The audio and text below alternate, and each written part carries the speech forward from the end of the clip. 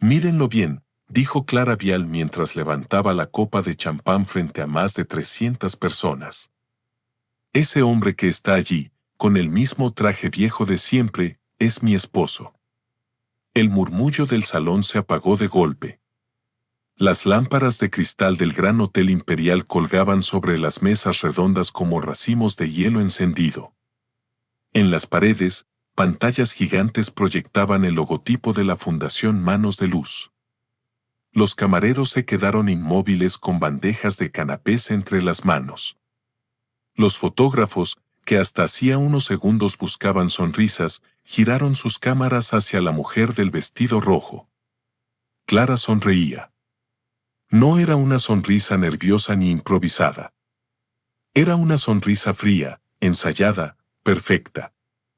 La sonrisa de alguien que había esperado demasiado tiempo para hundir el cuchillo. Andrés Salvatierra estaba de pie junto a una columna de mármol, con una servilleta doblada entre los dedos. No había buscado protagonismo aquella noche. De hecho, había intentado pasar inadvertido desde que entró al salón. Se había colocado en un rincón discreto, como hacía siempre, mirando a su esposa desenvolverse entre empresarios, políticos y periodistas con la seguridad de una reina que caminaba entre súbditos. Pero ahora todos lo miraban a él. Durante años, continuó Clara, alzando la voz con una dulzura venenosa, he cargado con una vida matrimonial que nadie aquí imaginaría. Ustedes me ven sonreír en entrevistas, dirigir campañas, inaugurar centros de ayuda y reunir fondos para niños enfermos. Pero detrás de cada evento, detrás de cada cena, detrás de cada logro mío, hay una sombra que me pesa. Andrés sintió que la sangre se le retiraba del rostro. Su hijo mayor, Sebastián, sentado en una de las mesas principales, bajó la mirada hacia su teléfono con una expresión de incomodidad. Su hija, Martina, apretó los labios, pero no se levantó. Al contrario, se quedó quieta, rígida, como si aquello fuera desagradable, sí, pero no lo suficiente como para defender a su padre. Clara dio 2 pasos hacia el centro del escenario. El maestro de ceremonias, un presentador de televisión famoso por su sonrisa permanente, no supo qué hacer. Sostuvo el micrófono a medio camino entre intervenir y desaparecer.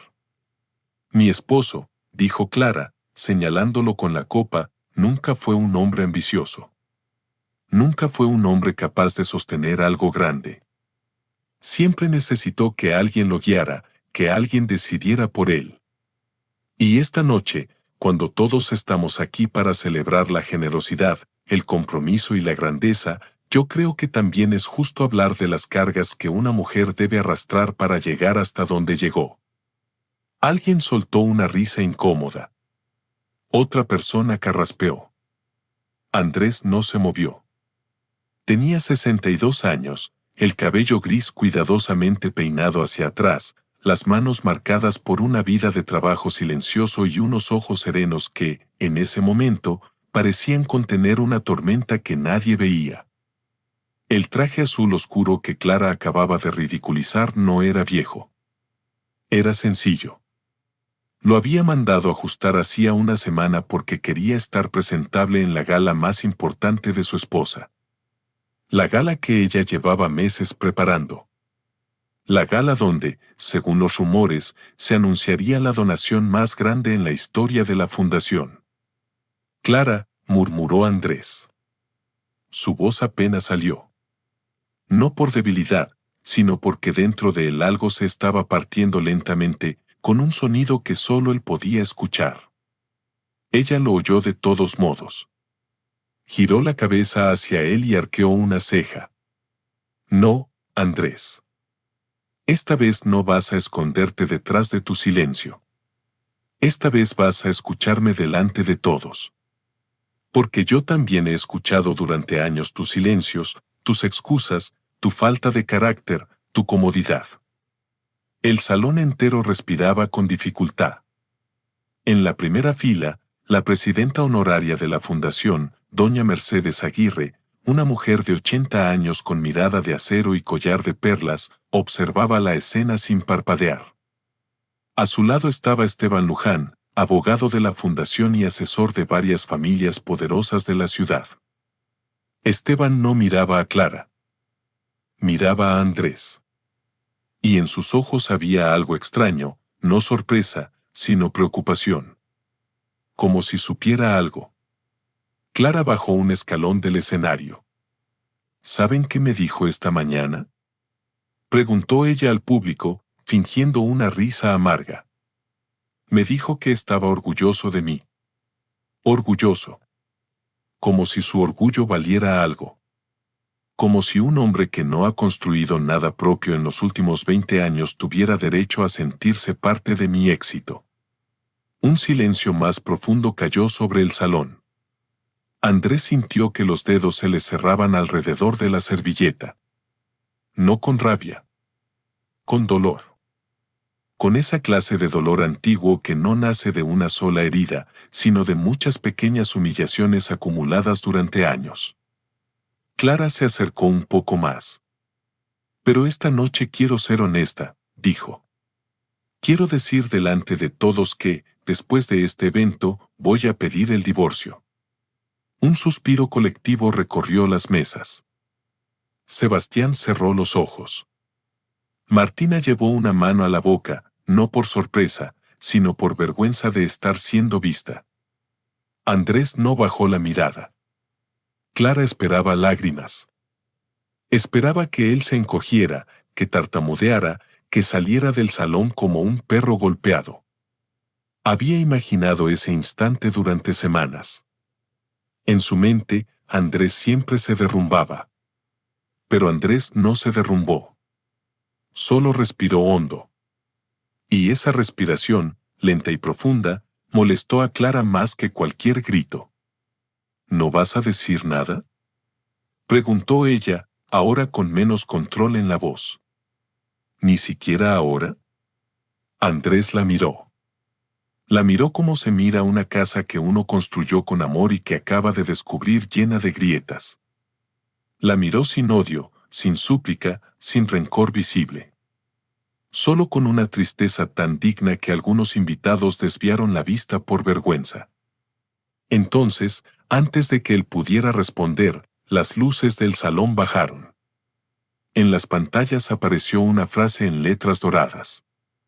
Donación principal de la noche, 5 millones de euros. Un aplauso automático estalló en el salón, primero tímido, luego más fuerte. Clara se giró hacia las pantallas, recuperando de inmediato su postura. Aquel era su momento. Su gran triunfo. La donación que salvaría los nuevos centros de rehabilitación infantil, la que pondría su nombre en todos los periódicos, la que la convertiría en una figura nacional. El presentador, pálido y confundido, regresó al centro del escenario con una tarjeta en la mano. Tragó saliva antes de leer. Señoras y señores, la Fundación Manos de Luz tiene el honor de anunciar que la donación principal de esta noche ha sido realizada por... Clara sonrió. Esperaba escuchar el nombre de algún empresario extranjero, algún grupo financiero, quizá el consorcio que ella había estado cortejando durante meses. El presentador miró una vez más la tarjeta. Luego miró a Andrés. Y el salón entero pareció contener el aliento. Por el señor Andrés Salvatierra. La copa de Clara se resbaló de sus dedos y se hizo añicos contra el suelo. Pero para entender cómo se llegó a ese momento, tenemos que volver atrás. Mucho antes de esa noche de lámparas de cristal, vestidos de gala y cámaras encendidas. Mucho antes de que Clara levantara una copa para humillar al hombre que había sostenido su vida en silencio. Tenemos que volver a la mañana en que Andrés todavía creía que el amor podía salvarlo todo. Aquel lunes de marzo, Andrés despertó antes de las 6, como siempre. La casa de los Salvatierra se encontraba en una zona residencial de Madrid, en una calle tranquila con árboles antiguos y fachadas elegantes. Desde fuera, parecía una casa perfecta, portón negro, jardín cuidado, ventanas amplias y una terraza donde Clara solía recibir a sus amistades para desayunos de beneficencia. Por dentro, sin embargo, la casa tenía otra temperatura. Una frialdad que no se notaba en las fotografías. Andrés abrió los ojos con lentitud y escuchó el sonido distante de la ducha del baño principal.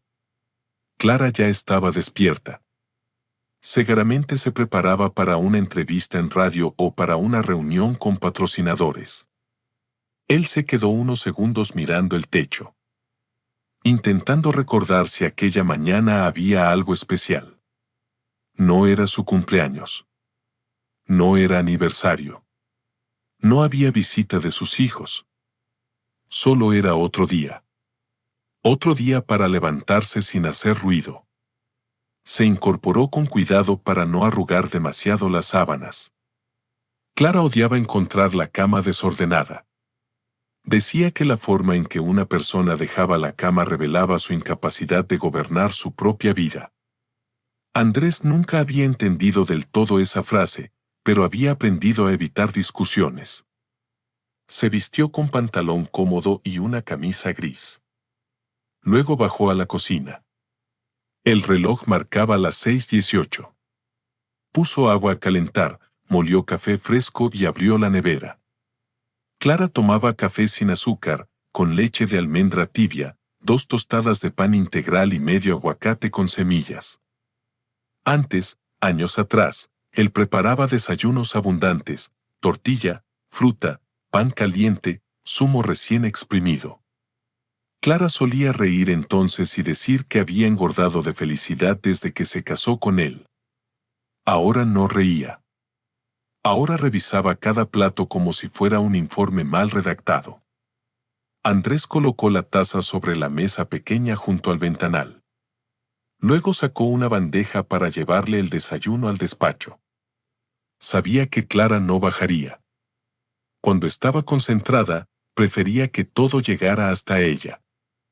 Mientras tostaba el pan, miró el jardín. El limonero que había plantado con su padre seguía allí, más alto, más fuerte, dando frutos cada primavera. Su padre había muerto hacía 7 años, y a veces Andrés tenía la sensación de que aquel árbol era el único testigo honesto de su vida. Lo había visto joven, ilusionado, lleno de planes. Lo había visto convertirse en esposo, padre, administrador de una casa que cada vez le pertenecía menos. Escuchó tacones en la escalera. Clara entró en la cocina con un traje blanco impecable, el cabello recogido y el móvil en una mano. No lo saludó. Pasó junto a él dejando un perfume caro en el aire, intenso, dominante. «El café», dijo sin mirarlo. «Está listo», respondió Andrés, tomando la taza. Ella bebió un sorbo y frunció el ceño. «Está demasiado caliente». «Perdón. Te preparo otro». «No, déjalo. Ya se me hizo tarde». Clara dejó la taza sobre la encimera con un golpe seco. Luego abrió su bolso y comenzó a revisar papeles. Andrés la observó en silencio. A los 57 años, Clara seguía siendo una mujer hermosa. Tenía esa belleza dura que parecía construida con disciplina, pómulos marcados, ojos oscuros, labios siempre pintados en tonos elegantes. Había sido periodista cultural antes de dedicarse a la filantropía. Después fundó Manos de Luz, una organización que comenzó ayudando a familias con niños en tratamiento médico y terminó convertida en una fundación prestigiosa con eventos, campañas, convenios y presencia en televisión. Andrés estuvo allí desde el principio. Él diseñó los primeros folletos. Él llevó cajas con medicinas. Él condujo durante noches enteras para trasladar familias al hospital. Él vendió 2 terrenos heredados de su madre para pagar el primer local cuando Clara no conseguía patrocinadores. Pero con los años, el relato cambió. Clara empezó a decir mi fundación, mi obra, mi esfuerzo. Y Andrés se fue quedando en los márgenes de una historia que también había escrito con sus manos.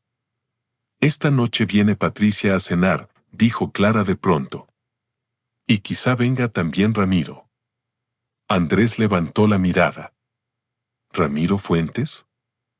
Sí. Está interesado en colaborar con la gala. Ramiro Fuentes era un empresario de imagen impecable, divorciado, dueño de varias clínicas privadas. Había aparecido en la vida de Clara 6 meses atrás, durante una subasta benéfica. Desde entonces, su nombre rondaba la casa con demasiada frecuencia. Pensé que hoy cenaríamos solos, dijo Andrés con cautela. Hace tiempo no hablamos tranquilos. Clara soltó una risa breve, casi invisible. ¿Hablar de qué, Andrés? Él se quedó quieto. No lo sé. De nosotros. De cómo estás. De cómo estamos. Clara lo miró por fin. No había ternura en sus ojos. Solo cansancio, impaciencia, superioridad. Andrés, por favor. Tengo una reunión con el comité a las 9, una entrevista a las 11, una comida con posibles donantes y luego debo revisar el guión de la gala. No tengo tiempo para conversaciones sentimentales. No era mi intención molestarte. Nunca es tu intención nada. Ese ha sido siempre el problema. La frase quedó flotando entre ellos. Andrés bajó la vista hacia las tostadas. Una se había quemado ligeramente en el borde. La retiró antes de que Clara la viera. Solo quería saber si estabas bien, dijo. Clara cerró el bolso. Estoy ocupada, que no es lo mismo que estar mal. Y agradecería que no confundas mi vida profesional con una crisis matrimonial. No todo gira en torno a tu necesidad de sentirte útil. Andrés recibió la frase sin moverse. Había aprendido a hacer eso, quedarse quieto, esperar a que el golpe pasara, no devolverlo. No porque no tuviera palabras, sino porque durante demasiados años creyó que la paz de la casa valía más que su orgullo. Clara caminó hacia la puerta. Ah, y por favor, esta noche no te pongas esa chaqueta marrón. Patricia siempre dice que pareces profesor jubilado. Andrés sonrió apenas, una sonrisa triste. Soy profesor jubilado. Exacto, dijo ella sin girarse. No hace falta anunciarlo. La puerta principal se cerró minutos después. La casa quedó en silencio. Andrés recogió la taza de café que Clara había dejado casi llena, limpió la encimera y se sentó por fin. Su propio café estaba frío. Lo bebió de todos modos. Había sido profesor de historia del arte durante 30 años. No famoso, no rico, no influyente. Pero había sido respetado. Sus alumnos lo recordaban como un hombre paciente, de voz baja, capaz de explicar un cuadro como quien abre una ventana hacia otro mundo. Le gustaba enseñar. Le gustaba ver cómo una mirada joven se iluminaba al comprender algo por primera vez. Cuando Clara fundó Manos de Luz, él redujo sus horas en la universidad para ayudarla. Al principio fue temporal. Luego la fundación creció.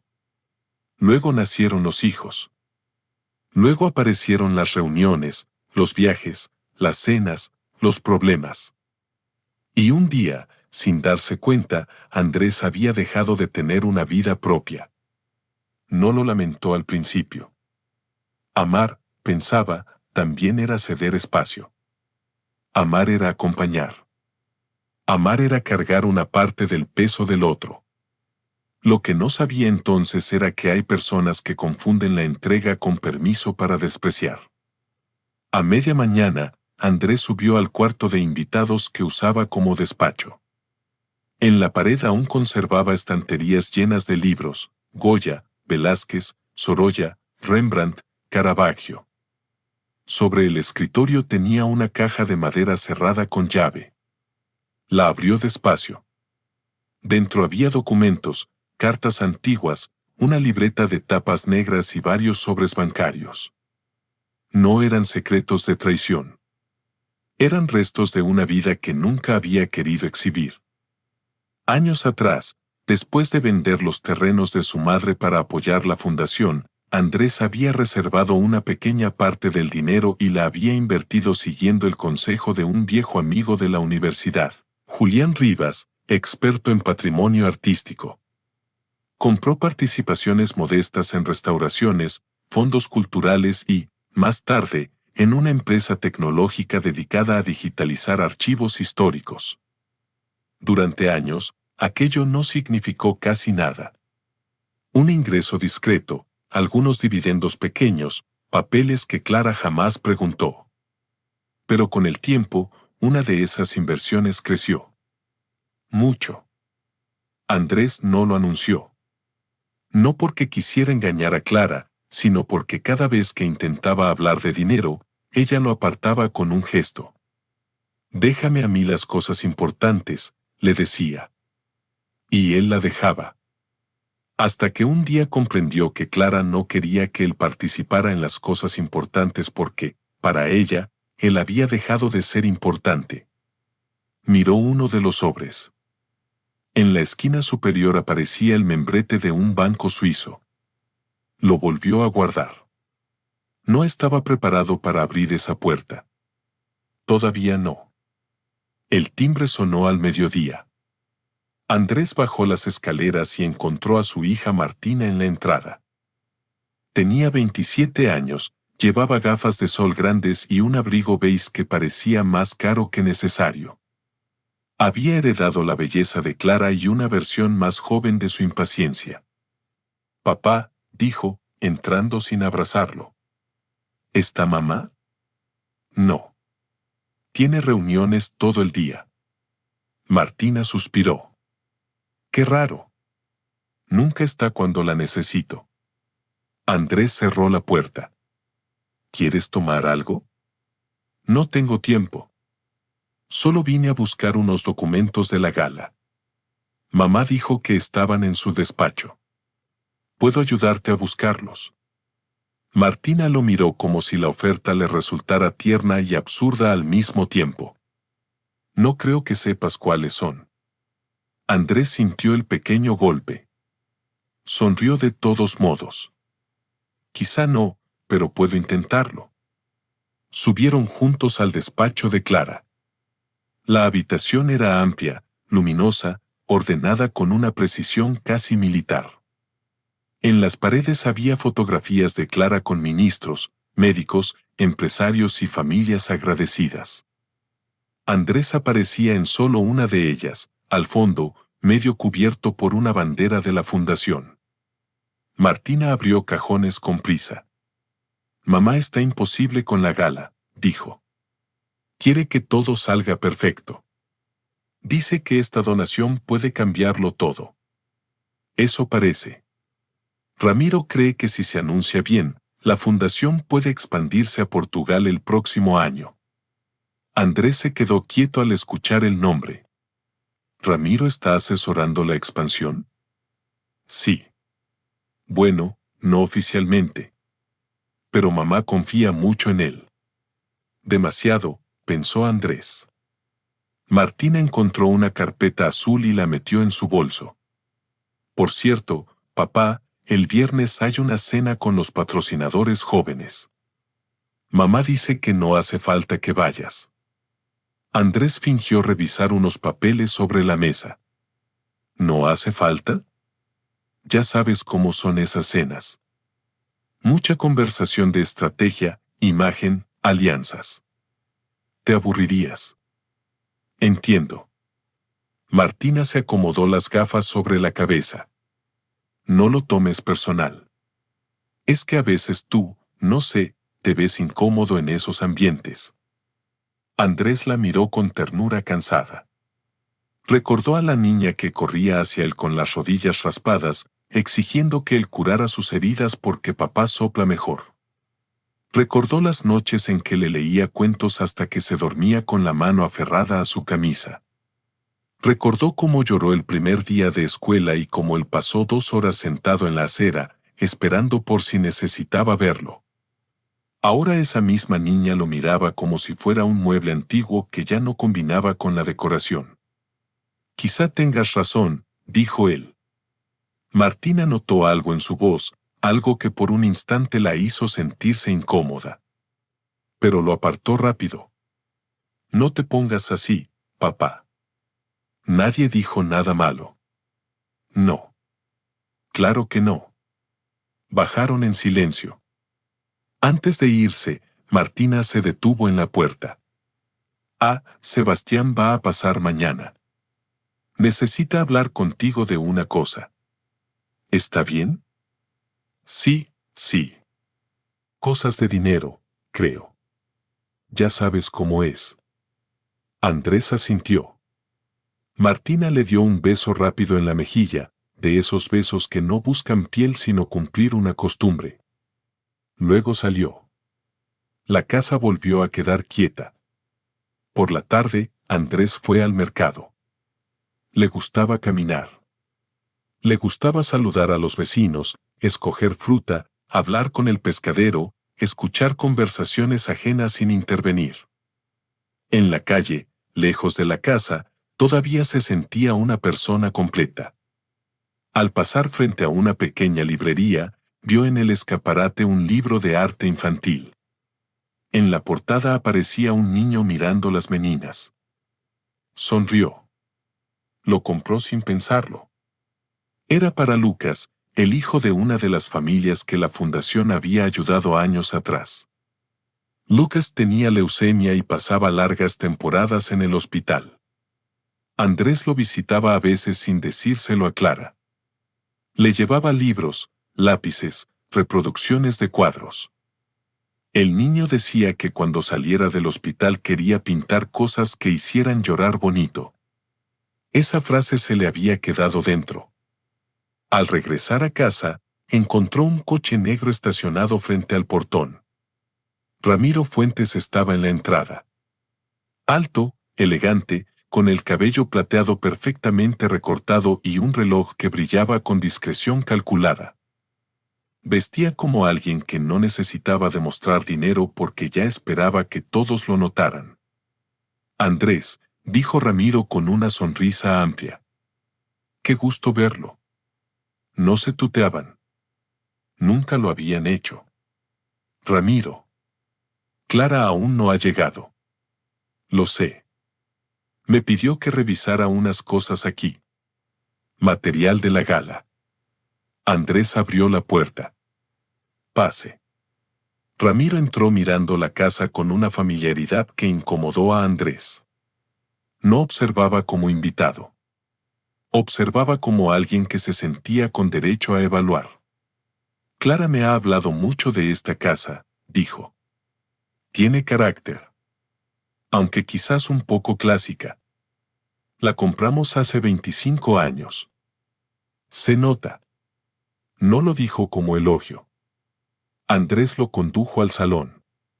Ramiro dejó una carpeta sobre la mesa y se quitó los guantes. Clara está haciendo algo extraordinario con la fundación, comentó. No cualquiera tiene esa visión. Sí. Ha trabajado mucho. Y necesita rodearse de gente que esté a su altura. Andrés levantó la vista.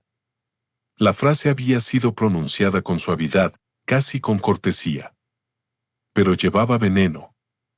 Clara sabe elegir a su equipo, respondió. Ramiro sonrió. Eso espero. Porque esta etapa será decisiva. Hay donantes importantes observando. Personas que no invierten solo en causas, sino en liderazgo. En imagen. En fuerza. La ayuda a los niños debería importar más que la imagen. Ramiro lo miró como quien escucha a alguien decir una ingenuidad encantadora. ¡Qué noble pensamiento! Andrés no contestó. En ese momento, Clara entró por la puerta principal hablando por teléfono. Al ver a Ramiro, su rostro cambió de inmediato. Se iluminó. No de manera escandalosa, pero sí evidente para un hombre que había pasado 35 años estudiando cada gesto suyo. Ramiro, Ya estás aquí, dijo ella. Llegué hace unos minutos. Clara se acercó a él y le tocó el brazo con naturalidad. Fue un gesto breve. Casi nada. Pero Andrés lo vio. Y a veces casi nada basta para confirmar lo que uno lleva meses temiendo. Andrés, ¿puedes preparar café? Preguntó Clara sin mirarlo. Tenemos mucho que revisar. Claro. En la cocina, mientras el café goteaba lentamente, Andrés escuchó sus voces en el salón. No distinguía todas las palabras, solo algunos fragmentos. No puede fallar. La prensa estará. Cuando anuncien la donación. Después de la gala será más fácil. Andrés se quedó inmóvil. ¿Más fácil qué? Cuando entró con la bandeja, la conversación se cortó. Clara tomó una taza. Gracias. Ramiro no tomó café. Solo lo observó con una sonrisa fina. Andrés, su esposa me dice que usted fue profesor. Lo fui. Qué interesante. Siempre he admirado a los hombres que encuentran paz en vidas sencillas. Clara bajó la mirada a sus papeles. No lo defendió. Andrés dejó la bandeja. A veces una vida sencilla permite ver cosas que otros pasan por alto. Ramiro sostuvo su mirada un segundo más de lo cómodo. Sin duda. Aquella noche, Patricia también llegó a cenar. Patricia Belmonte, amiga de Clara desde la universidad, era una mujer de risa alta y comentarios afilados. Siempre trataba a Andrés con una mezcla de lástima y burla, como si su sola presencia confirmara una teoría privada sobre matrimonios desiguales. Andrés, querido, dijo al entrar, qué bien te ves. Cada vez más, tranquilo. Clara soltó una pequeña risa. Patricia, no empieces. Pero sí es un cumplido. Hay hombres que envejecen peleando contra el mundo. Andrés, en cambio, parece haber aceptado su lugar. Andrés ayudó a quitarle el abrigo. Aceptar no siempre significa rendirse.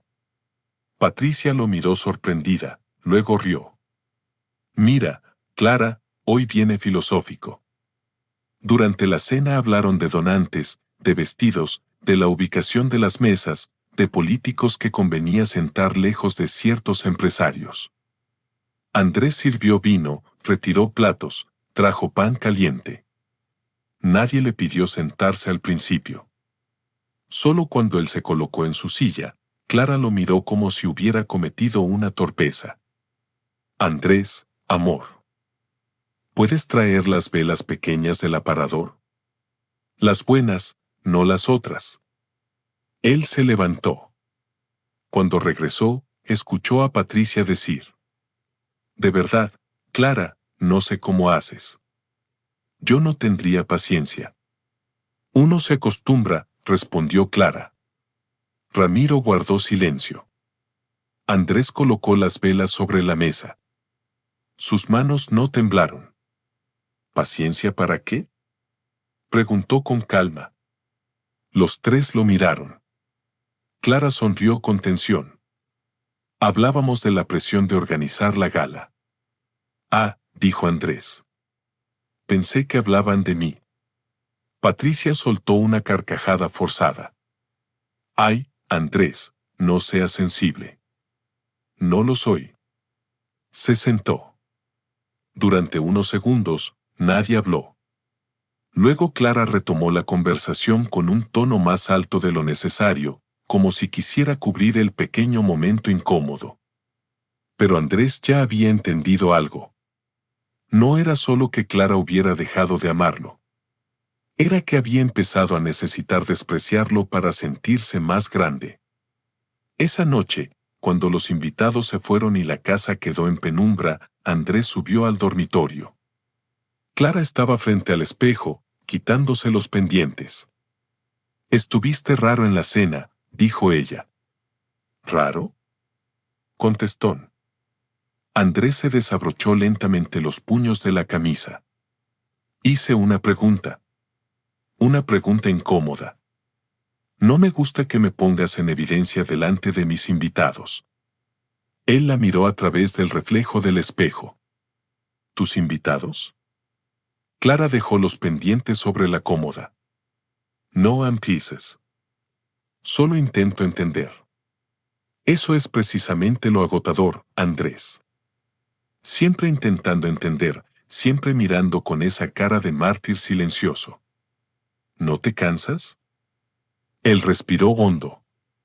Sí. Clara se giró. No esperaba esa respuesta. ¿Sí qué?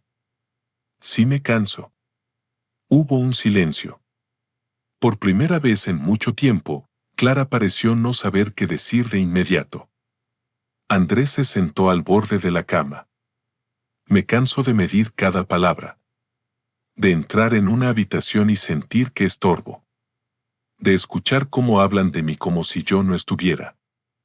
Me canso de ser útil cuando hay que cargar cajas, servir café o sonreír en una foto, pero invisible cuando se habla de decisiones.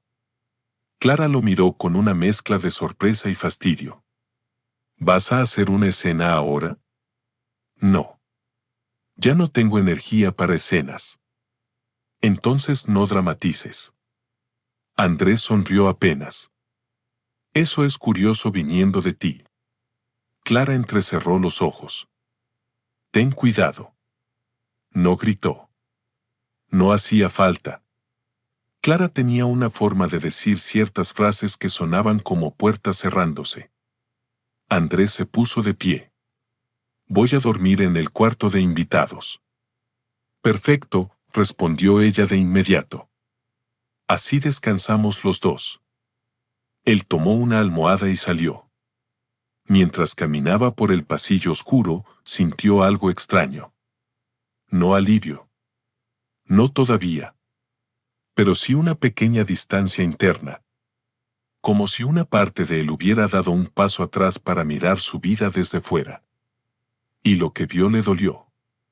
Vio a un hombre que había confundido amor con desaparición.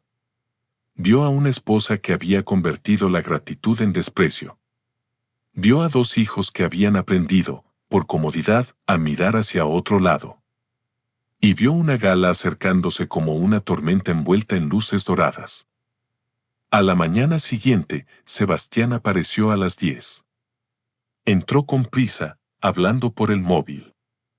Tenía 32 años, trabajaba en una consultora financiera y hablaba siempre como si el mundo le debiera tiempo. Andrés lo esperó en la cocina con café recién hecho. Sebastián terminó la llamada y guardó el móvil. Papá, necesito pedirte algo. Buenos días a ti también. Sebastián suspiró.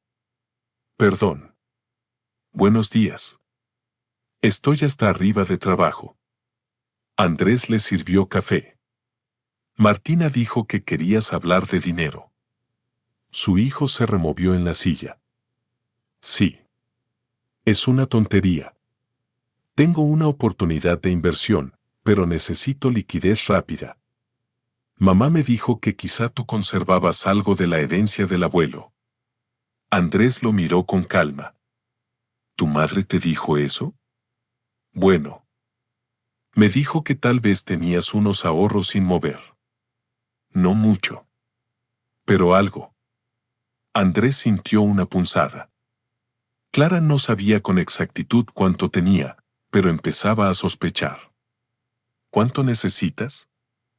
120.000 euros. Andrés no reaccionó. Eso no es una tontería. Lo sé, pero es temporal. Te lo devuelvo en 6 meses. ¿Para qué inversión? Sebastián hizo un gesto impaciente. Criptoactivos, pero con respaldo inmobiliario. Es más complejo que eso. No quiero aburrirte. Intenta aburrirme. Su hijo frunció el ceño. Papá, no es el tipo de cosa que puedas entender en 5 minutos. Andrés asintió lentamente. Entiendo más de lo que crees. No quise decir eso. Sí quisiste. Sebastián apartó la mirada. Durante unos segundos, solo se oyó el reloj de pared. Mira, dijo Sebastián, bajando un poco el tono, mamá está muy presionada con la gala. Martina está ayudando con patrocinadores. Todos estamos aportando algo. Yo pensé que tú también podrías ayudar. No sé, de alguna manera. Andrés apoyó las manos sobre la mesa. ¿Ayudar a la fundación o ayudarte a ti? Sebastián se levantó. Olvídalo. Sebastián. No, en serio. Olvídalo. Mamá tenía razón. Siempre haces que todo parezca un juicio moral. Andrés sintió el dolor conocido, pero esta vez no se disculpó. Solo hice una pregunta. Pues tus preguntas cansan. El joven tomó su abrigo.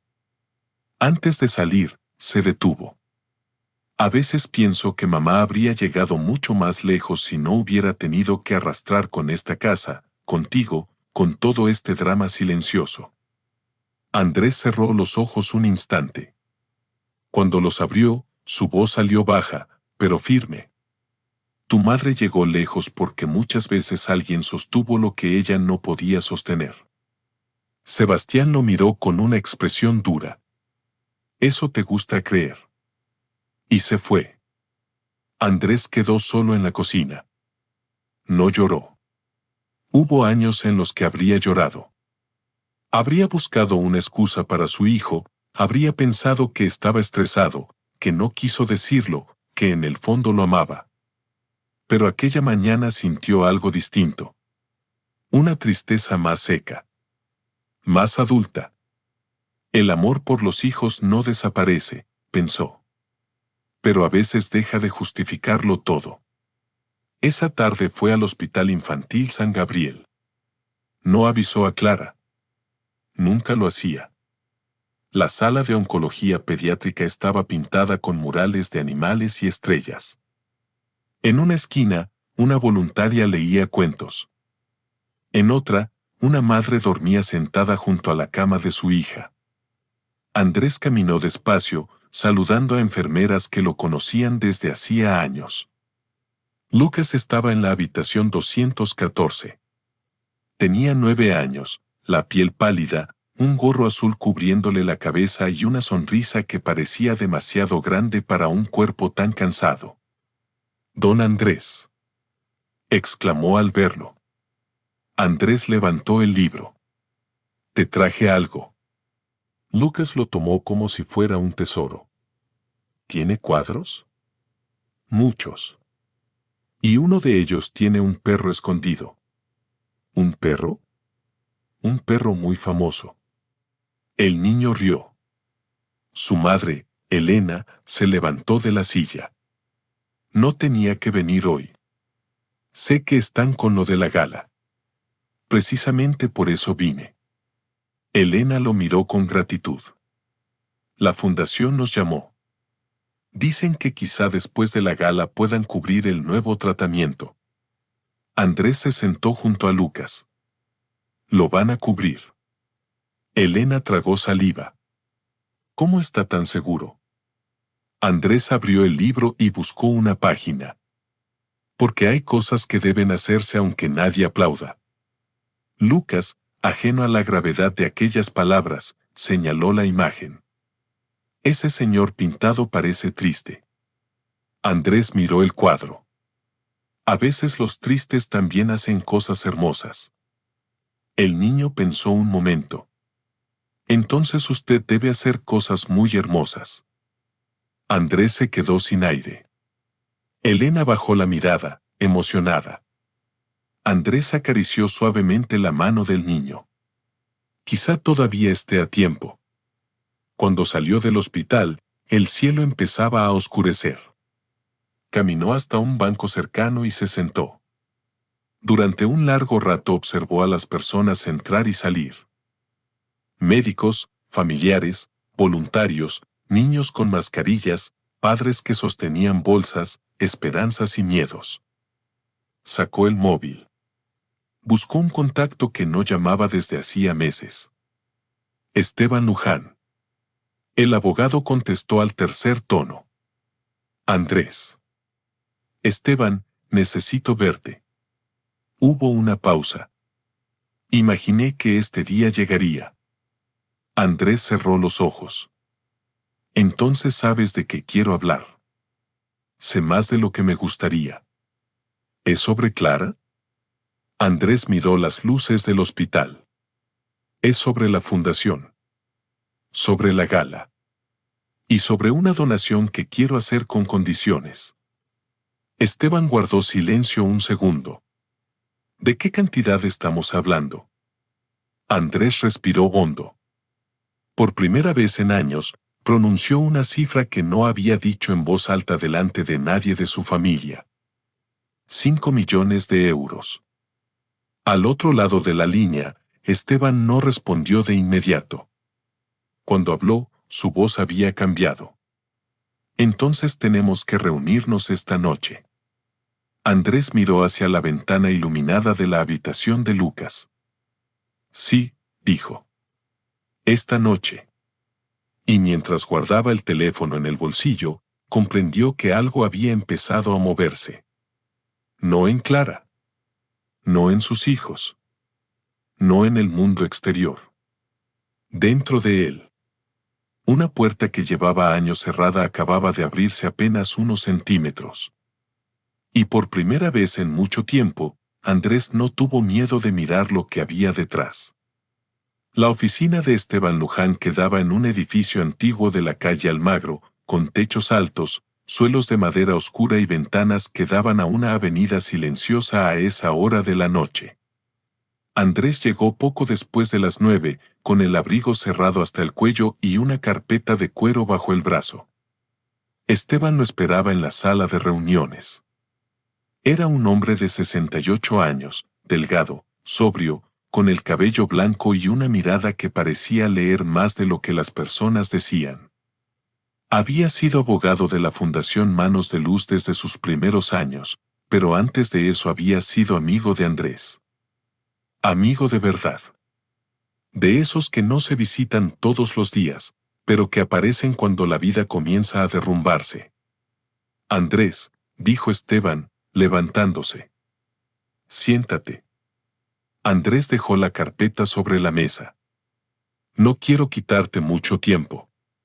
Cuando alguien me llama para hablar de una donación de 5 millones, el tiempo deja de ser problema. Andrés sonrió apenas. Luego abrió la carpeta y sacó varios documentos bancarios, certificados de inversión, actas notariales y una carta manuscrita. Esteban los revisó en silencio. A medida que avanzaba, su rostro cambiaba. Primero fue sorpresa. Luego concentración. Finalmente, preocupación. Esto es completamente legal, dijo. Los fondos están limpios, declarados y a tu nombre. Lo sé. Pero Clara no tiene idea. No. Esteban se quitó las gafas. Andrés, ¿por qué nunca le dijiste? La pregunta quedó suspendida entre ambos. Andrés miró sus manos. Al principio porque no era importante. Después porque ella dejó de escuchar cualquier cosa que viniera de mí. Y al final, porque necesitaba conservar un lugar donde todavía pudiera ser yo sin pedir permiso. Esteban no respondió. La frase no necesitaba explicación. Andrés sacó la carta manuscrita y la deslizó hacia él. Quiero donar 5 millones a la fundación. Pero no quiero que se usen para publicidad, ni para campañas de imagen, ni para viajes, ni para cenas con políticos. Quiero que se cree un fondo permanente para tratamientos pediátricos urgentes. El Fondo Salvatierra. Esteban leyó. Aquí dice que la administración del fondo no podrá depender de Clara. Exacto. Y que se formará un comité médico independiente. Sí. Y que cada euro deberá ser auditado públicamente. Andrés asintió. Durante años vi a la fundación ayudar a mucha gente. Eso es real. Clara puede ser muchas cosas, pero la fundación hizo bien. Sin embargo, últimamente algo cambió. Demasiado dinero en imagen. Demasiadas reuniones con empresarios que hablan de niños como si hablaran de marcas. Demasiada ambición disfrazada de caridad. Esteban juntó las manos sobre la mesa. ¿Sabes lo que esto provocará? Sí. Clara lo tomará como una humillación. Andrés bajó la mirada. No lo hago para humillarla. Pero la dejará sin control sobre la donación más importante de su vida. No es su vida la que quiero salvar. Esteban guardó silencio. Andrés continuó. Hay un niño en el Hospital San Gabriel. Lucas. Necesita un tratamiento que cuesta más de lo que su familia podría reunir en 100 años. Y como él hay muchos. Si ese dinero puede servir para que vivan, entonces ya no me pertenece. Esteban lo observó largo rato. ¿Quieres que tu nombre se anuncie en la gala? Andrés cerró los ojos. Aquella era la parte más difícil. No. Quería hacerlo anónimo. Entonces, ¿por qué me llamaste? Andrés respiró hondo. Porque hoy entendí que Clara está preparando algo. No sé exactamente qué, pero sé que después de la gala piensa apartarme de todo. Quizá divorciarse. Quizá dejarme sin nada. No me importa el dinero para mí, Esteban. Pero no voy a permitir que use mi silencio para convertir esta donación en otro trofeo suyo. Esteban volvió a ponerse las gafas. Entonces debemos hacer dos cosas. Primero, blindar legalmente el fondo. Segundo, preparar el anuncio de manera que no pueda manipularlo. No quiero escándalos. Los escándalos no siempre los provoca quien dice la verdad, Andrés. A veces los provoca quien ha construido su vida sobre una mentira. Aquella frase se quedó con él durante días. Los preparativos de la gala avanzaron con una velocidad sofocante. En la casa, Clara hablaba por teléfono desde la mañana hasta la noche. Ramiro entraba y salía con una confianza cada vez más insultante. Patricia aparecía para probar vestidos, revisar listas de invitados y opinar sobre todo con su habitual crueldad elegante. Andrés se convirtió en un fantasma meticuloso. Preparaba café. Ordenaba documentos. Recibía flores. Confirmaba entregas. Respondía correos menores de la fundación cuando Clara se lo pedía. Nadie sospechaba que, al mismo tiempo, se reunía en secreto con Esteban, firmaba documentos notariales y revisaba cláusulas que cambiarían para siempre el equilibrio de poder dentro de Manos de Luz. Una tarde, 3 días antes de la gala, Clara lo encontró en el despacho de invitados guardando unos papeles. ¿Qué escondes?, preguntó desde la puerta.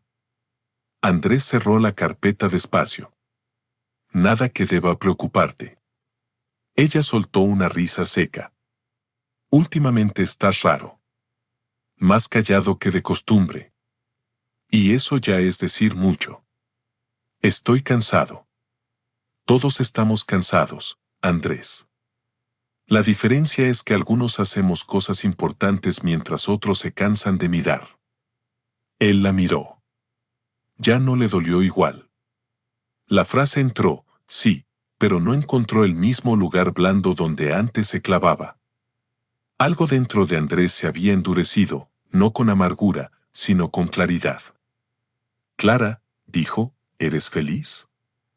La pregunta la descolocó. ¿Qué clase de pregunta es esa? Una sencilla. Ella cruzó los brazos. La felicidad no es sentarse a mirar el jardín con cara de poeta derrotado. La felicidad es avanzar, crecer, ser alguien. ¿Y yo nunca fui alguien para ti? Clara lo observó con impaciencia, como si él hubiera elegido el peor momento para pedir limosna emocional. Fuiste mi esposo. El padre de mis hijos. Pero no me pidas que finja que somos iguales, Andrés. Yo construí algo. Yo tengo una obra. Yo dejé una marca. Él asintió despacio. Entiendo. No, no entiendes. Ese siempre fue el problema. Te quedaste atrás y ahora quieres que yo me sienta culpable por haber seguido caminando. Andrés se puso de pie. Quizá tienes razón en algo. Me quedé atrás. Pero no porque no pudiera caminar. Me quedé atrás para sostener lo que tú ibas soltando. Clara frunció el ceño. Otra vez con el papel de mártir. No. Ya no.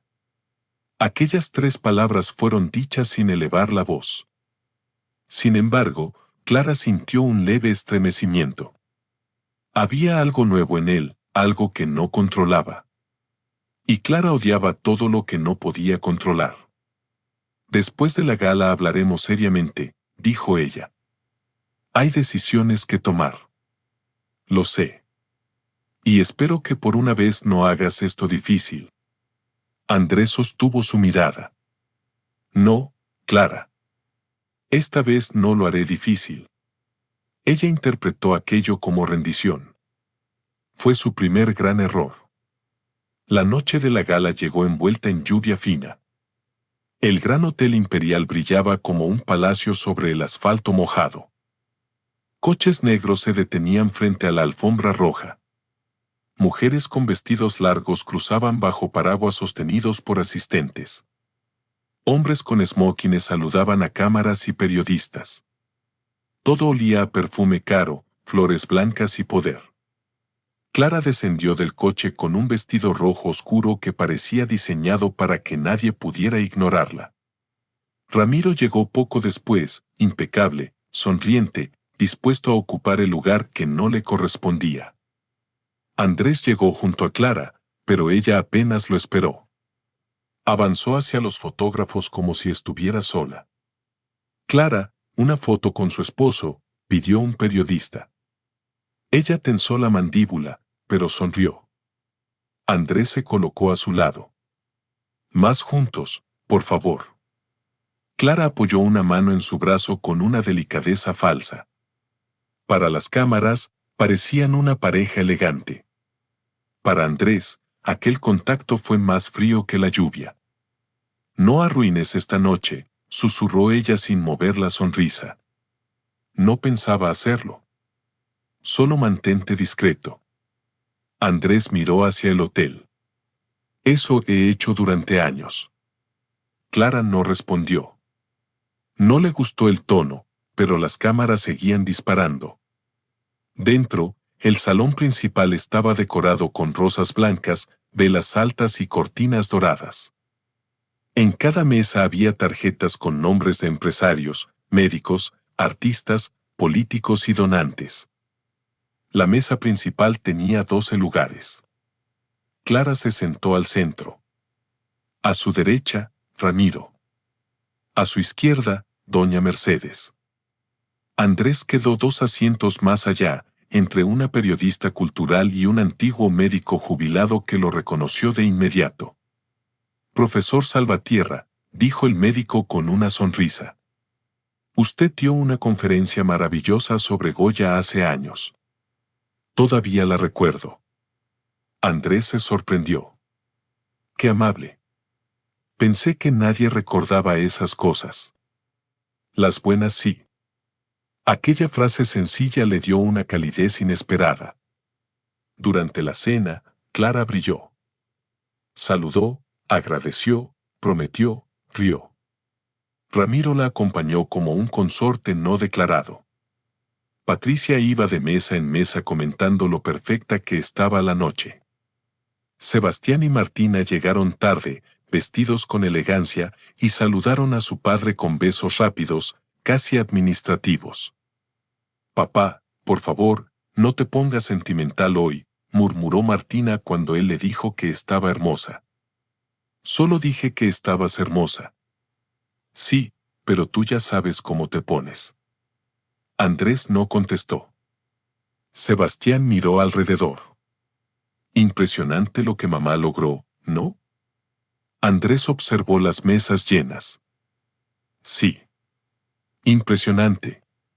Ojalá esta donación grande la catapulte de una vez. Se lo merece. ¿Y la fundación? Sebastián lo miró sin entender. Claro, eso también.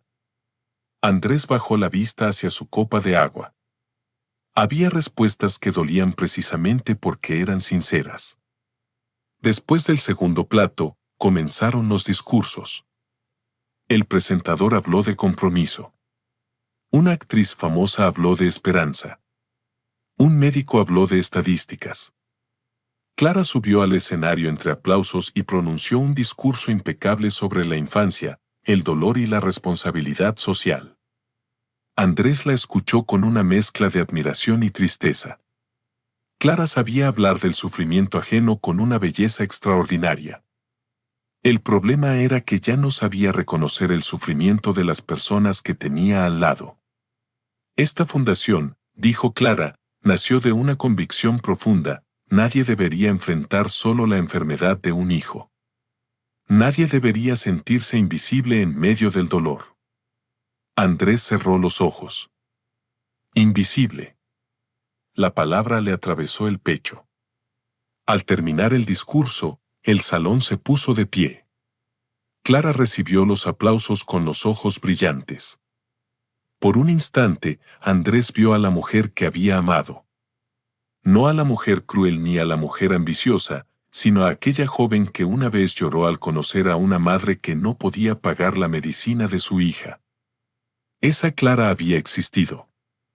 Quizá por eso dolía tanto lo que vino después. Cuando Clara bajó del escenario, Patricia se acercó a ella y le susurró algo al oído. Ambas miraron hacia Andrés.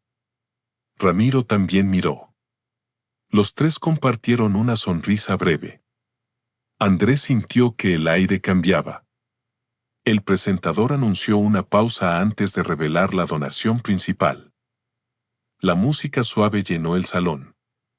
Los invitados conversaban, bebían, sonreían. Entonces Clara tomó una copa de champán y subió nuevamente al escenario. No estaba en el programa.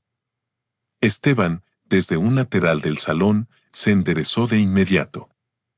Mírenlo bien, dijo Clara, levantando la copa. Ese hombre que está allí, con el mismo traje viejo de siempre, es mi esposo. Y todo ocurrió como una caída lenta. Las palabras. Las miradas. El silencio. La vergüenza extendiéndose por el salón como tinta en agua clara. Clara habló de cargas, de sombras, de falta de ambición. Habló de Andrés como si fuera un obstáculo doméstico. Lo convirtió en ejemplo de todo lo que ella decía haber superado. Luego anunció, delante de todos, que pediría el divorcio después de la gala. Andrés la escuchó sin moverse. Por dentro, no estaba vacío. Al contrario. Sentía demasiado.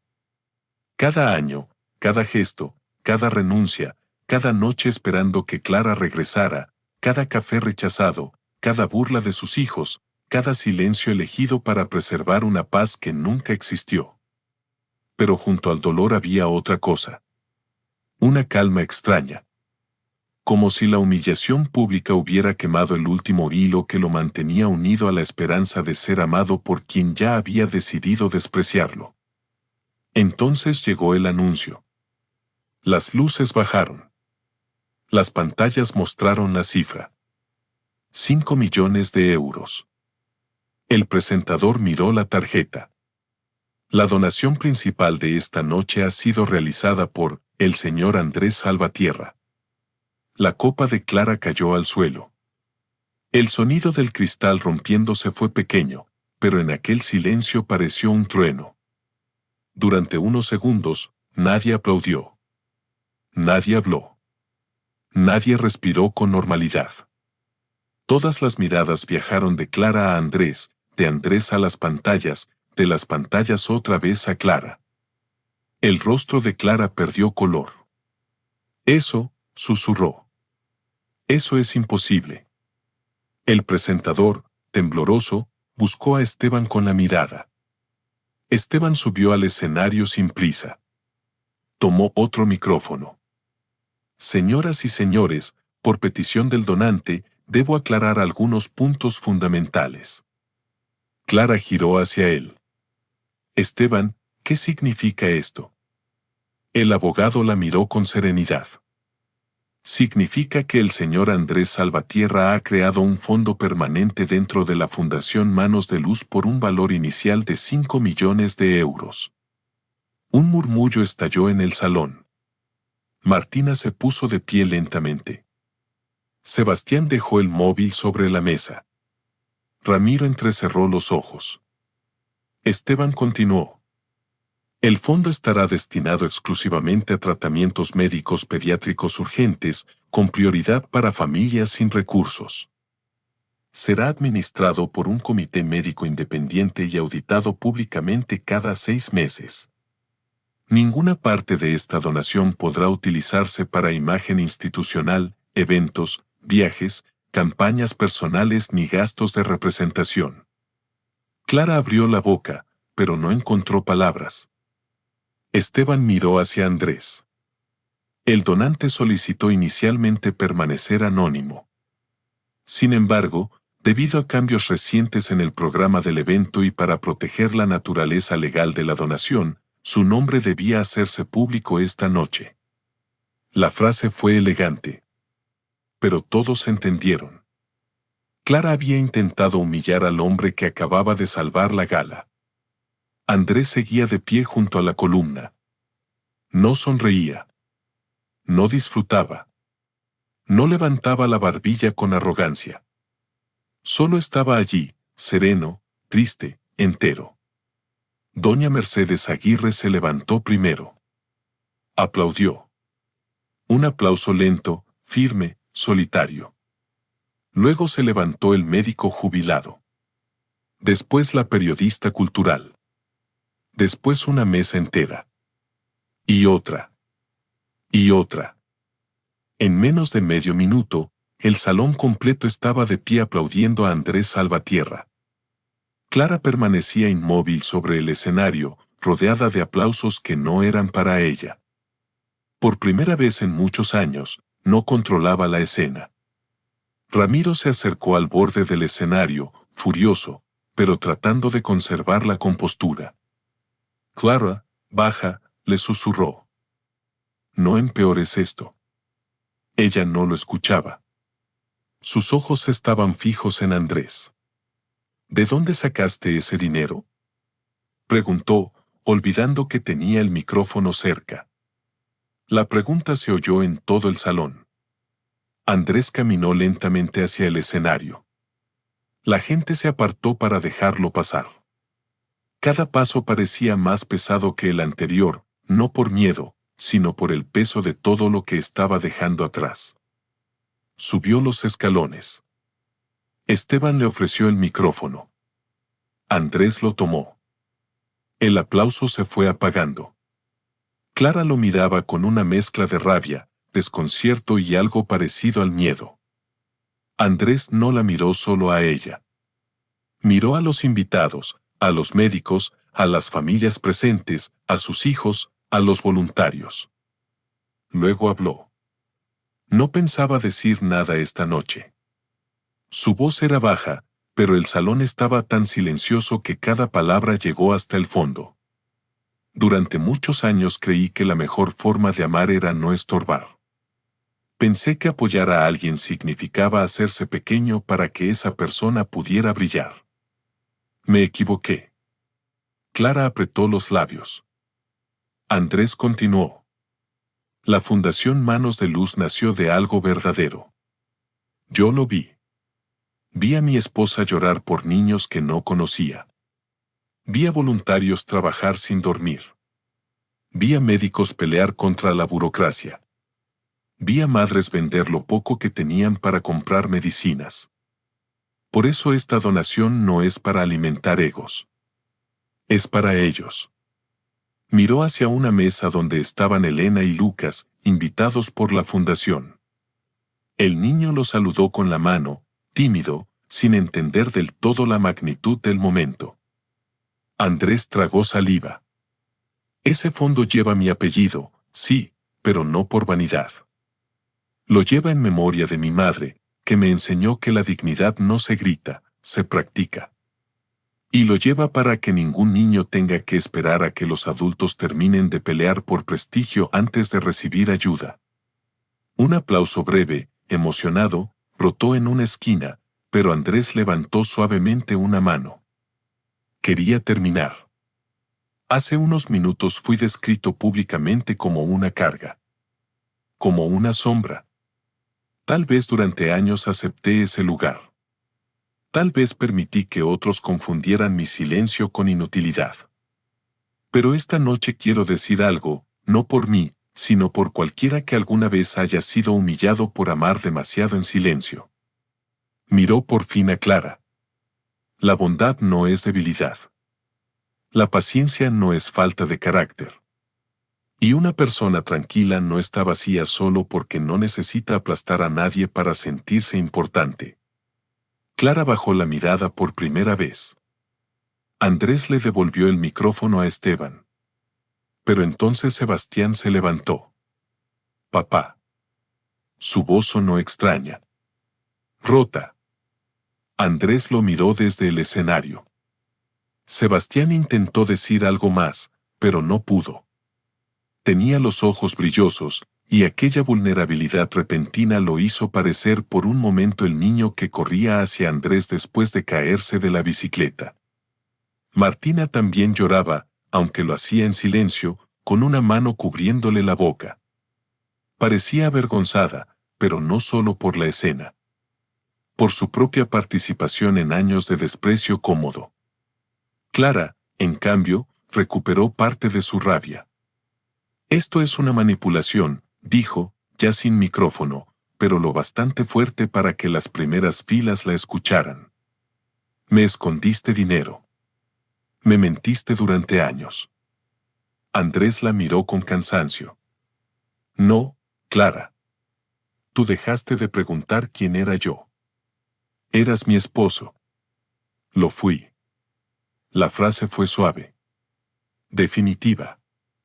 Ramiro intentó intervenir. Creo que lo más prudente es terminar esta parte del evento y evitar más espectáculo. Doña Mercedes giró hacia él con una frialdad majestuosa. El espectáculo, señor Fuentes, comenzó cuando se permitió humillar a un donante y a un esposo delante de toda una sala. Ramiro enrojeció. Esteban tomó de nuevo el micrófono. La Fundación agradece profundamente al señor Salvatierra. Y, como miembro del Consejo Legal, solicito que el comité directivo se reúna mañana a primera hora para revisar los términos de administración del nuevo fondo. Aquello fue otro golpe. Clara entendió al instante. Su control absoluto sobre la fundación se acababa de romper. No la expulsaban, no todavía, pero ya no podría usar Manos de Luz como un escenario personal sin rendir cuentas. La cena terminó de manera extraña. Algunas personas se acercaron a Andrés para estrecharle la mano. Otras lo abrazaron. Varias madres lloraron al agradecerle. Lucas, con su gorro azul, le entregó un dibujo hecho en una servilleta, un hombre pequeño sosteniendo una luz enorme. «Es usted», dijo el niño. Andrés dobló la servilleta con cuidado, como si fuera un documento sagrado. «Gracias, Lucas». Clara observaba desde lejos. Nadie se acercaba a ella con la admiración de antes. La saludaban con cautela, con incomodidad, algunos con evidente decepción. Patricia desapareció antes del postre. Ramiro hizo una llamada urgente y se marchó sin despedirse de Andrés. Sebastián y Martina permanecieron cerca de su mesa, sin atreverse a acercarse demasiado. Cuando la gala terminó, Andrés salió al vestíbulo del hotel. La lluvia había cesado. El mármol del suelo reflejaba las luces doradas del techo. Clara lo alcanzó junto a la puerta. «Tenemos que hablar». Andrés se abrochó el abrigo. Mañana. No. Ahora. Él se giró. Ella seguía hermosa, pero algo en su rostro se había descompuesto. Ya no era la mujer invencible del vestido rojo. Era alguien intentando recoger los pedazos de una autoridad rota. ¿Por qué hiciste esto?, preguntó. Porque era lo correcto. No. Lo hiciste para vengarte. Andrés negó con la cabeza. Si hubiera querido vengarme, Clara habría hablado de Ramiro. De las cenas privadas. De los correos que encontré por accidente. De los movimientos de dinero de la fundación hacia consultorías vinculadas a sus empresas. De muchas cosas. Clara se quedó helada. No sabes de qué hablas. Sé lo suficiente para no seguir fingiendo. Ella dio un paso atrás. Andrés. Fue la primera vez en meses que dijo su nombre sin desprecio. Él lo notó. Y aún así, ya era tarde. Mañana Esteban presentará formalmente los documentos del fondo. También revisaré con mi abogado los términos del divorcio que anunciaste esta noche. Clara tragó saliva. Yo no quería que fuera así. Andrés la miró con una tristeza inmensa. Sí querías. Lo preparaste. Lo disfrutaste. Solo no esperabas que yo siguiera de pie después. Ella no respondió. La puerta giratoria dejó entrar una ráfaga de aire frío. Durante años esperé que volvieras a mirarme, dijo Andrés. No como a un héroe. No como a un hombre importante. Solo como a alguien que estaba a tu lado. Pero hoy entendí que algunas personas solo miran cuando pierden. Clara bajó la vista. Por un instante, pareció a punto de llorar. Pero Andrés ya conocía demasiado bien la diferencia entre el dolor verdadero y el miedo a las consecuencias. Andrés, podemos arreglarlo. Él negó despacio. No todo lo roto debe arreglarse. A veces hay que dejarlo en el suelo para no cortarse más las manos. Y salió. La noche madrileña estaba limpia después de la lluvia. Andrés caminó unos metros sin prisa, respirando el aire frío como si lo respirara por primera vez en años. Detrás de él, la vida que había sostenido durante décadas comenzaba a derrumbarse. Pero delante había algo incierto, silencioso, suyo. Los días siguientes fueron difíciles. La prensa publicó titulares que Clara no pudo controlar. Algunos crueles, otros compasivos. La Fundación Manos de Luz anunció oficialmente la creación del Fondo Salvatierra y la formación de un comité independiente. Doña Mercedes exigió una auditoría interna.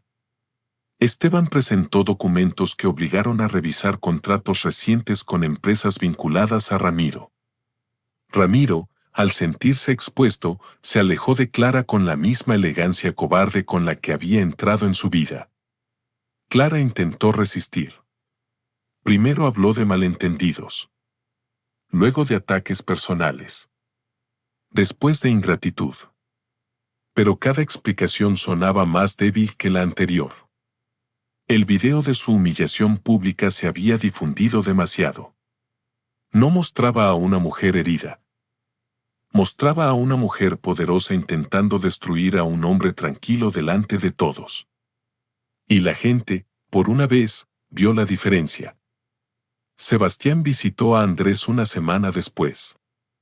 Andrés se había mudado temporalmente a un pequeño apartamento cerca del Retiro. Era luminoso, sencillo, lleno de cajas con libros. No tenía la grandeza de la casa familiar, pero tenía algo que aquella casa había perdido hacía años: paz. Sebastián llegó con ojeras y una vergüenza torpe. «Papá, ¿puedo pasar?» Andrés abrió la puerta. Preparó café. Esta vez, su hijo no habló de inversiones ni de dinero. Durante varios minutos, solo sostuvo la taza entre las manos. «Fui injusto contigo», dijo al fin. Andrés no respondió de inmediato. Sí. Sebastián levantó la vista, sorprendido por la honestidad. Pensé que dirías que no. Te amo demasiado para mentirte. Aquello lo quebró. Sebastián lloró en silencio. No como un niño, sino como un adulto que por fin entiende el peso de sus actos. Mamá nos enseñó a verte como alguien menor, dijo. Pero nosotros aceptamos aprenderlo. Andrés sintió un dolor profundo, pero también un pequeño alivio. La verdad, aunque tarde, era mejor que otra capa de silencio. Tendrás que decidir qué clase de hombre quieres ser, Sebastián. No por mí. Por ti. Su hijo asintió. Martina llegó 2 días después. Trajo una caja con fotografías antiguas. Se sentó en el suelo del apartamento y fue sacándolas una por una: vacaciones, cumpleaños, tardes de parque, funciones escolares. En casi todas aparecía Andrés, siempre detrás de alguien, sosteniendo una mochila, una chaqueta, una tarta, una mano pequeña. Martina lloró al ver una foto donde él la cargaba dormida después de una fiesta infantil. No recordaba esto, susurró. Yo sí. Ella se cubrió el rostro. Perdóname, papá. Andrés se sentó junto a ella. Te perdono. Pero el perdón no borra lo ocurrido. Solo abre una puerta para hacer algo distinto. Martina asintió, temblando. Quiero hacerlo distinto. Entonces empieza por mirar a las personas antes de perderlas. El divorcio se firmó 4 meses después. Clara llegó al despacho de abogados vestida de negro, más delgada, más silenciosa. No hubo gritos. No hubo escándalo. Sus abogados habían intentado reclamar parte del patrimonio de Andrés, pero los documentos demostraban que las inversiones provenían de bienes heredados, gestionados legalmente y separados del patrimonio común. Clara conservó la casa, aunque ya no parecía una victoria. Andrés no luchó por muebles ni coches ni cuadros. Solo pidió sus libros, algunos recuerdos familiares y el derecho a seguir participando como donante externo en el fondo. Antes de firmar, Clara lo miró. ¿Alguna vez me odiaste? Andrés pensó en la pregunta. No. Ella pareció dolida por esa respuesta. ¿Ni siquiera después de la gala? Después de la gala sentí vergüenza. Dolor. Cansancio. Pero no odio. Eso me hace sentir peor. Lo sé. Clara afirmó. La pluma tembló ligeramente en su mano. Yo sí te amé alguna vez, dijo. Andrés la miró con calma. Lo sé. Ese fue el problema. Durante años seguí viviendo con el recuerdo de una mujer que ya no estaba. Clara bajó la cabeza. No hubo abrazo. No hubo promesa. No hubo reconciliación falsa para consolar al público imaginario de sus vidas. Solo 2 personas al final de una historia larga, entendiendo que algunas despedidas no suenan como portazos, sino como una firma sobre papel. Un año después, el Fondo Salvatierra había financiado 118 tratamientos. Lucas fue uno de los primeros. El día que salió del hospital, más flaco pero sonriente, Andrés estaba allí. El niño caminó hacia él con una carpeta en la mano. Le traje algo. Era un dibujo. Esta vez no era un hombre sosteniendo una luz. Era un jardín lleno de niños, y en el centro había un limonero. Mamá me dijo que usted tiene uno, explicó Lucas. Andrés sintió que los ojos se le llenaban de lágrimas. Sí. Tengo uno. Entonces cuando sea grande voy a pintar su árbol de verdad. Andrés se agachó con dificultad y lo abrazó. Cuando quieras. La vida de Andrés no se volvió perfecta. Ninguna vida lo hace. Hubo mañanas de soledad. Hubo noches en que extrañó la casa, no por Clara, sino por los años que había dejado en sus paredes. Hubo conversaciones incómodas con sus hijos, intentos torpes de reconstruir afectos dañados.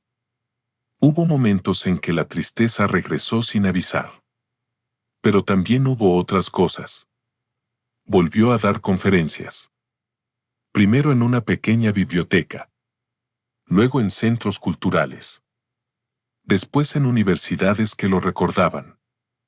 Hablaba de arte, de memoria, de belleza, de cómo algunas obras solo revelan su verdad cuando uno aprende a mirar con paciencia. Compró un escritorio junto a la ventana.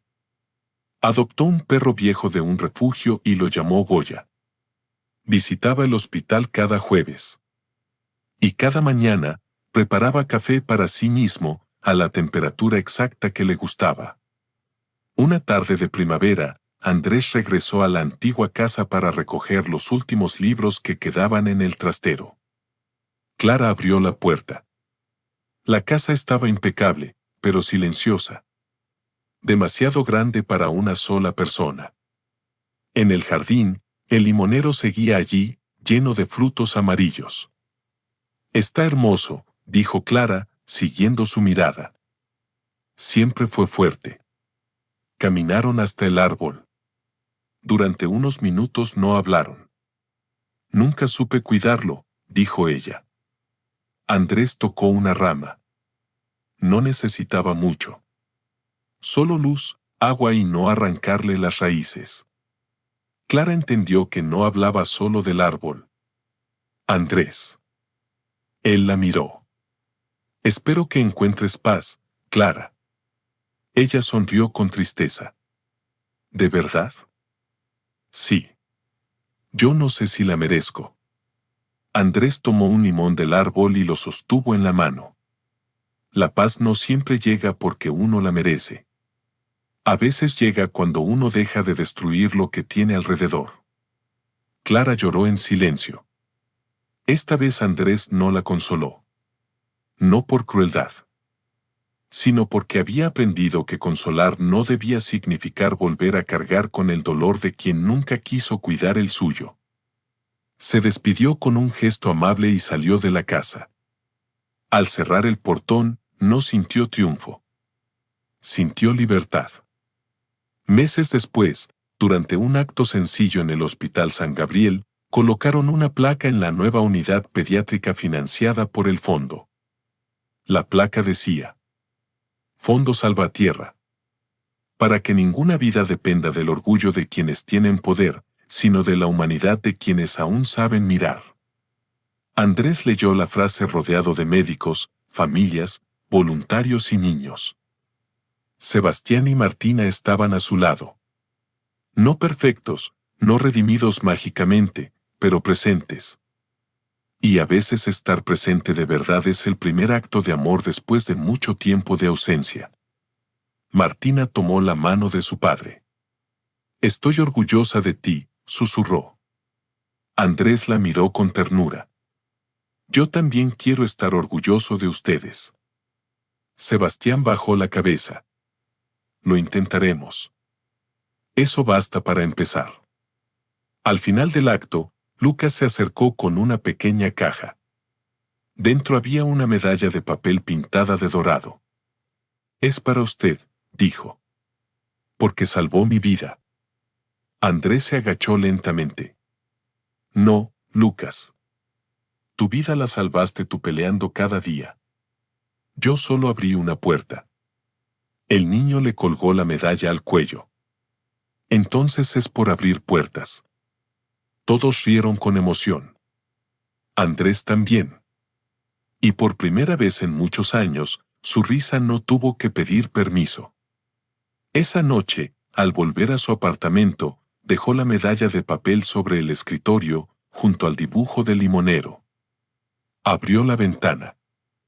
Madred respiraba bajo un cielo violeta. Goya, el perro, dormía junto a sus pies. Andrés preparó una taza de té, encendió una lámpara pequeña y se sentó frente a una hoja en blanco. Había decidido escribir una conferencia nueva. No sobre Goya, ni sobre Velázquez, ni sobre ningún maestro antiguo. La tituló La dignidad de los invisibles. Durante unos minutos no escribió nada. Solo miró la hoja. Luego tomó la pluma y comenzó. Hay personas que pasan años sosteniendo el mundo de otros sin recibir aplausos. Preparan desayunos, esperan despiertas, perdonan frases que nunca debieron ser dichas, aman en silencio y se convencen de que desaparecer un poco cada día es una forma de cuidar. Pero nadie nace para ser sombra de otro. Incluso la bondad necesita límites. Incluso el amor necesita dignidad. Y cuando una persona humillada decide levantarse sin odio, sin venganza y sin perder su humanidad, entonces ocurre algo que ningún poderoso puede controlar, la verdad empieza a iluminarlo todo. Andrés dejó la pluma. Miró por la ventana. No sabía qué vendría después. Tal vez más soledad. Tal vez nuevas alegrías. Tal vez heridas que tardarían años en cerrar. Pero ya no tenía miedo. Porque aquella noche en la gala, cuando Clara intentó reducirlo a nada delante de todos, Andrés descubrió algo que el desprecio jamás pudo quitarle. Que un hombre puede perder una casa, un matrimonio, una imagen y hasta la familia que creyó conocer. Pero mientras conserve su dignidad, todavía conserva el lugar más importante del mundo. A sí mismo.